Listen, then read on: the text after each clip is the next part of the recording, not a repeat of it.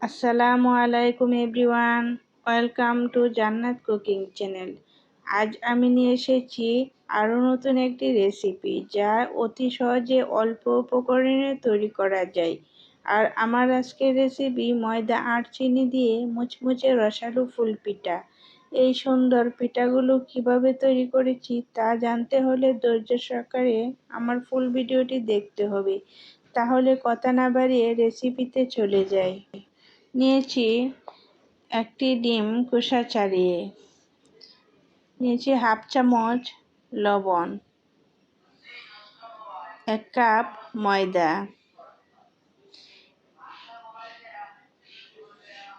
ময়দাটা ডিমের সাথে ভালো করে মিশিয়ে নিচ্ছি।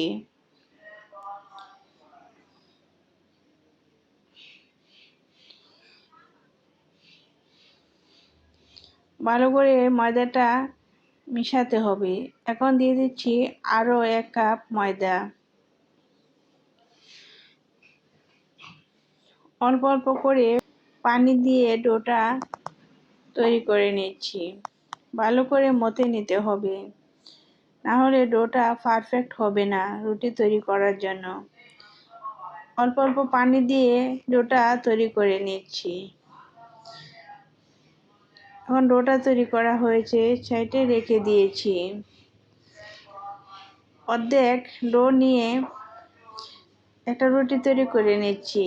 রুটিটা অনেকটা বড় করে তৈরি করে নেব। খুব বেশি পাতলাও না, খুব মোটাও না, এরকম করে রুটিটা তৈরি করতে হবে। এখন রুটিটা তৈরি করা হয়েছে। একটি কুকি কাটার দিয়ে রুটিটা ছোট ছোট করে রুটি কেটে নিচ্ছি।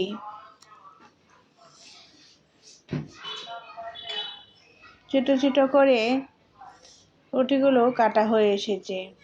এখন সাইড করে রেখে দিয়েছি। কিছু পুলি পিঠা বানিয়ে নিয়েছি আর দেখিয়ে দিচ্ছি আমি কি করে পিঠাগুলো তৈরি করেছি।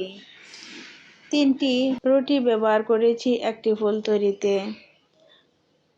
একটা রুটির উপর আরেকটা রুটির উপর আরেকটা, এরকম করে 3টি রুটি দিয়ে অল্প অল্প পানি লাগিয়ে নিচ্ছি। নিয়ে উপর থেকে একটি কাঠি দিয়ে চেপে রুটিটা উল্টিয়ে ফুলগুলো পাপড়ি বের করে নিয়েছি। এটা বোঝানোর কোনো দরকার নেই, দেখলেই বোঝা যাবে এটা কি করে তৈরি করা হয়েছে।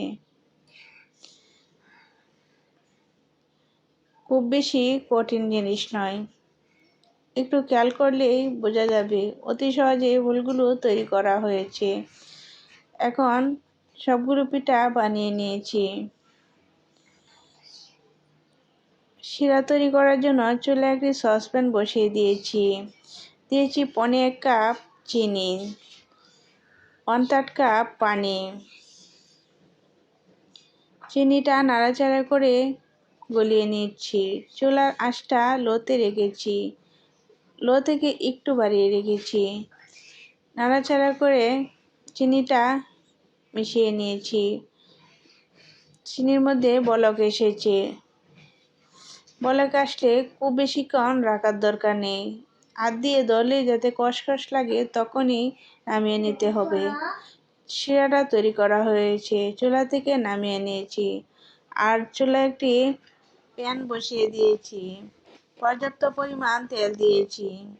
এখন তেলটা গরম হয়ে এসেছে, আলতোভাবে সবগুলো পিঠা দিয়েছি। পিঠাগুলো এক পিঠ দিয়ে 3 থেকে 4 মিনিট ভেজে নিয়ে তারপর উল্টিয়ে দিতে হবে, নাহলে পাপড়িগুলো নষ্ট হয়ে যাবে। আর পিঠাগুলো ফুলে কত বড় হয়েছে দেখেন, পিঠাগুলো খুব সুন্দর হয়েছে। কিছুক্ষণ পর পর নাড়াচাড়া করে এরকম করে পিঠাগুলো ভেজে নিয়েছি। পিঠাগুলোর কালারও খুব সুন্দর এসেছে। এখন তেল থেকে পিঠাগুলো নামিয়ে নিচ্ছি। সরাসরি শিরার মধ্যে দিয়েছি। শিরাটা আবার চুলার উপরে রেখে পিঠাগুলো দিয়ে নাড়াচাড়া করে শিরাটা লাগিয়ে নিয়েছি। এখন চুলা থেকে নামিয়ে সার্ভ করে নিয়েছি।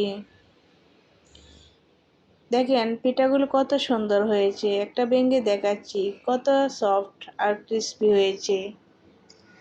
আশা করছি আমার রেসিপিটা সকলেরই ভালো লাগবে। ভালো লেগে থাকলে প্লিজ সাবস্ক্রাইব করে নিন আর আমার পরবর্তী ভিডিওর নোটিফিকেশন পাওয়ার জন্য। আল্লাহ হাফেজ।